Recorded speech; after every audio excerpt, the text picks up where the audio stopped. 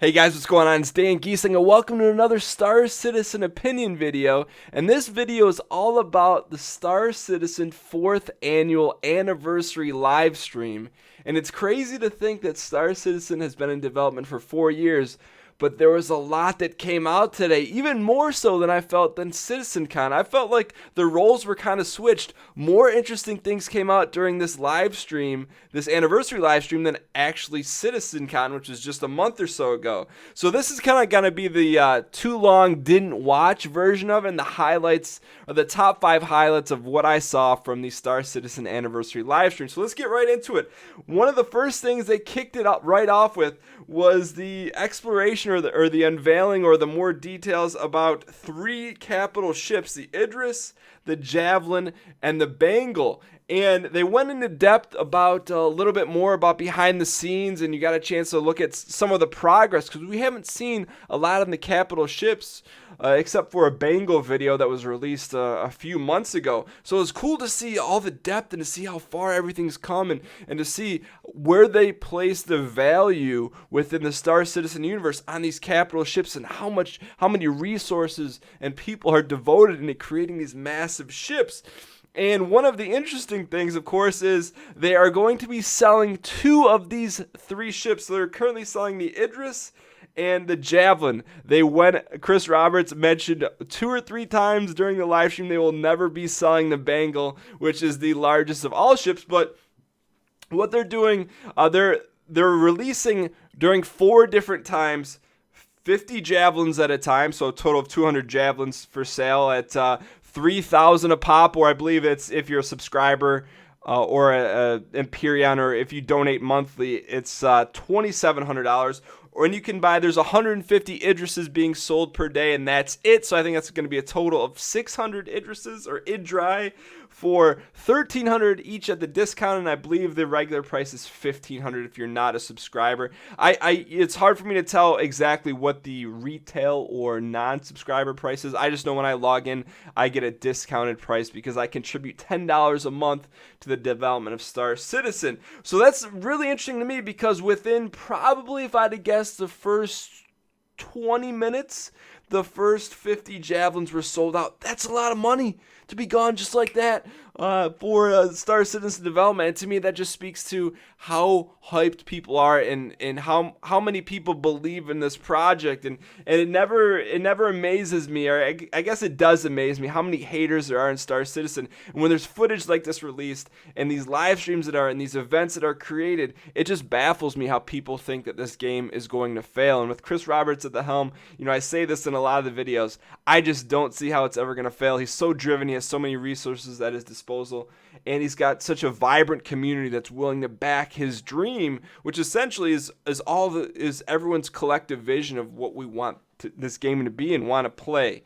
So that was the first big thing, was the unveiling and the more details of these capital ships.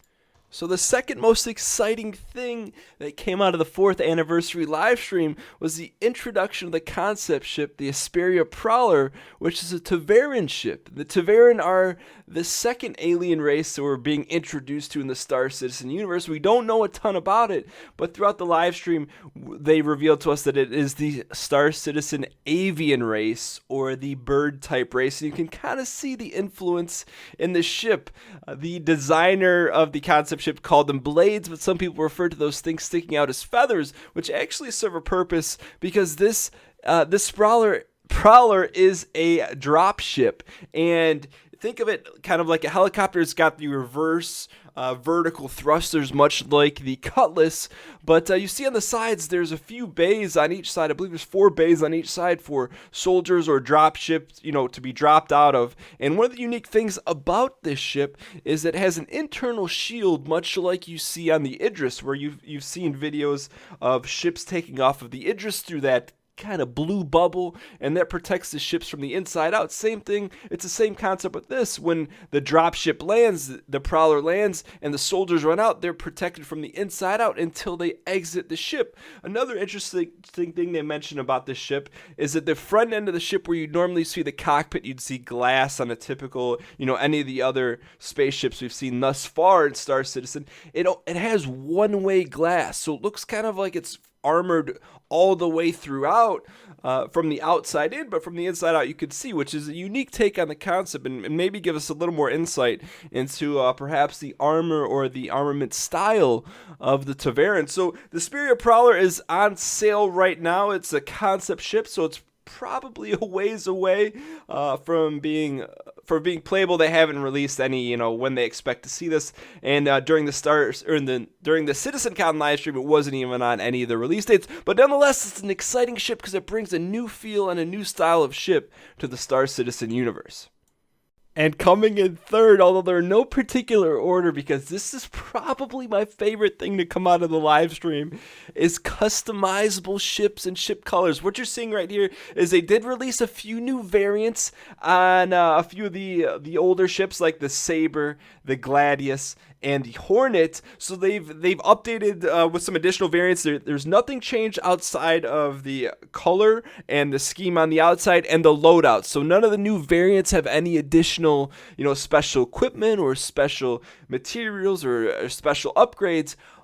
But look at the colors. I just think this is taking the top off of Star Citizen in a way I wasn't sure they were going to do in terms of allowing the players down the road to customize the colors of their ship. And they went into a lot of detail saying that, okay, right now the system's in place where they can change the particular color files of each portion of the ship fairly easily, but in the future they want to set it up so it's just a simple hex code, which I'm going to guess it's going to make it even more lightweight from a design and a technical loadout standpoint, which is going to make really things very, very customizable. And I'm probably going to do an entire video on the customization that we're seeing right here by itself, just because it just opens it up to so many different things. For example, think of our organization. You saw the perfect example, the black and gold saber right there. Our organization, WHP, we're going to be able to have a fleet that if you see it flying out, you're probably going to be able to identify certain organizations by their color schemes. And, it's just going to allow for a lot of diversity in terms of visualization in the universe. Right now, a lot of things we see are very cold metals and dark military type colors, but this is going to provide a lot of color. And most importantly, what I think this shows, it's showing that Star Citizen is allowing the players to have some control over the customization of the ships, which I think is a win for everyone. It makes the universe more dynamic, and it makes the players like myself extremely happy. The fourth most exciting thing to come out of the Star Citizen 4th anniversary livestream was our first look at the current model of Star Citizen. We've seen a lot of different versions of it over the past 12 to 18 months, but this, we can assume, is going to be the version that we're going to get a chance to play here in the near future.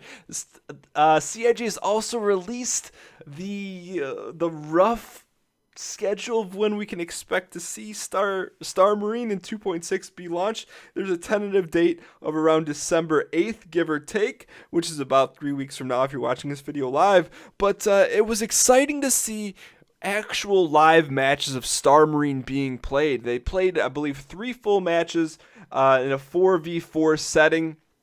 And you got a chance to see a lot of different things. One of the more impressive things that stood out from the Star Marine live stream was the transition from a fighter or a Marine being on foot to EVA. It just seemed so seamless, and it seemed to match the gameplay and just provide an interesting dynamic that didn't seem gimmicky, just felt like it fit. And one of the other things that Chris Robert had touched upon in terms of the feel of how the Star Marine demo went, he said it's not as actiony as like a Call of Duty, and it's not as tactical as a Counter-Strike. I'm not sure he said that, but I know he said something about it not being as fidgety as Call of Duty, but it seems like it's a good mix. And for us that really enjoy the Star Citizen universe, it puts the FPS in our hands in the universe, which is really exciting.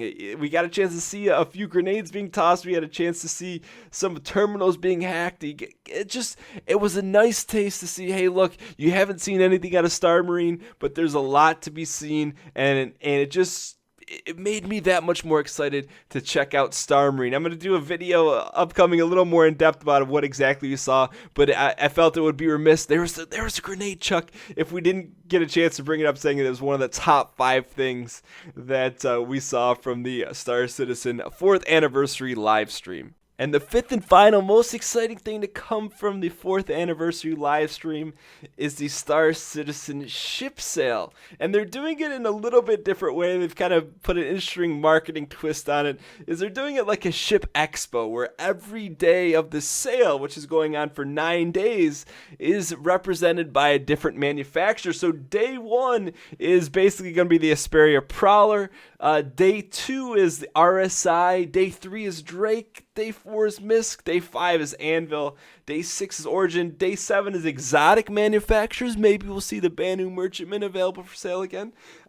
Day 8 is Aegis, and day 9 is the grand finale. So each day up until November 26th, they're going to have different ships on sale. So this is the perfect time if you didn't have a chance to buy the ship that you wanted and it hasn't been on sale for a while. Now's a good time to do it. For me personally, I'm be looking for a few things, and I'll probably be buying way more than I initially planned, especially with like the Gladius variant. I'll be picking that up. I'm sure I'll pick up a few larger ships that I didn't plan on, but in particular I'll be looking up to upgrading my Avenger into the Avenger Warlock, so I can drop some empanadas or the EMP bombs on people. And I'm probably going to try to get the Merchantman if it is available. But on top of that, a lot of the 2.6 ships are going to be on sale, in particular the Caterpillar and the Herald, which are two of the ships that once 2.6 is released, they're going to be playable right away or flyable right away, which to me is an immediate higher priority draw to buy, because it gives me another thing to explore, show off, and play with in the upcoming release, although I think we're going to be plenty busy with Star Marine itself. Nonetheless, whenever the yearly sale comes out, it always brings up an interesting dilemma for all of us Star Citizen fans. What do we buy? Which ones do we decide to buy? And at what point do we say, hey, enough's enough? Because I think any of us who are rabid fans of the game could say rip wallets and spend a lot of money, but I think that's the fun of it. No matter how into Star Citizen you are, it's an exciting time to back the game, and it's an exciting time to play the game, and it's an exciting time to consider playing the game if you've been waiting for a while, because now with the release of 2.6 coming in a few weeks, we can assume, I believe it's going to bring a new wave of players in due to the advent of Star Marine, and I just think it's going to be more interesting for players that may have not been willing to deal with the gameplay loops of what we've been dealing with in 2.5 and beyond. Nonetheless, as always, I hope you enjoyed this Star Citizen opinion video. I did a little bit different this time around. If you guys did enjoy it, clicking the like button does help out a ton. And if you enjoyed the Star Citizen video, I encourage you to subscribe, because we post a new Star Citizen gameplay video every single day on the channel at 9 a.m. Eastern Standard Time. Thank you guys so much for taking time out of your day to watch this video, and I'll see you guys next time.